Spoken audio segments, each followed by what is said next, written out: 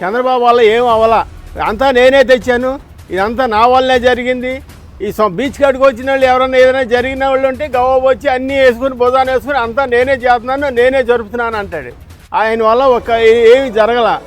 ఇక 2030 నాటికి దేశవ్యాప్తంగా ఎగుమతుల్లో 10% వాటాను చేజిక్కించుకోవడమే కాదు, టాప్ 3 రాష్ట్రాల్లో ఒకటిగా ఏపీని నిలపాలన్న లక్ష్యంతో జగన్ సర్కార్ అడుగులు వేసింది.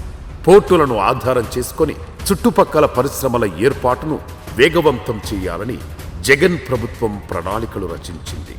రామాయపట్నం, మచిలీపట్నం, మూలపేట పోర్టుల దగ్గర భారీ పారిశ్రామిక పార్కుల నిర్మాణానికి సంబంధించి అప్పట్లో 3 IAS అధికారులతో కమిటీ వేశారు కూడా.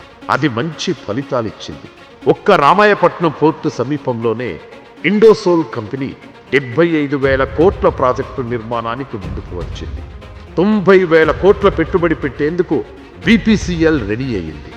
ఇక రామాయపట్నం పోర్టుకు సమీపంలోని చీమకుర్తిలో గ్రానైట్ పరిశ్రమలు కూడా వెలుస్తున్నాయి.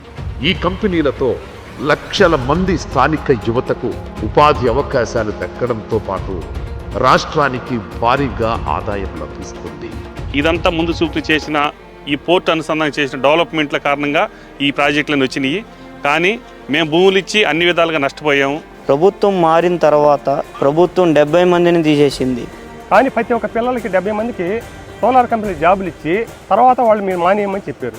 జగన్ ఏ మంచి చేసినా ఏదో ఒక యాగి చేయడం టీడీపీకి, కూటమి పార్టీలకు అలవాటే. ఒకటి మాత్రం క్లియర్, మిగతా రంగాల్లో ఉపాధి అయినా, ఉద్యోగాలైనా, ఆదాయమైనా కొన్ని వర్గాలకే. పోర్టులు అలా కాదు. ఆదాయపరంగా సమాజంలో ప్రతి వర్గానికి మేలు చేస్తుంది, ప్రతి ఒక్కరికి లాభమే.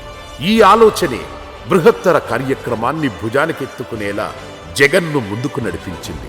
4 పోర్టుల నిర్మాణానికి నడుం బిగించేలా చేసింది.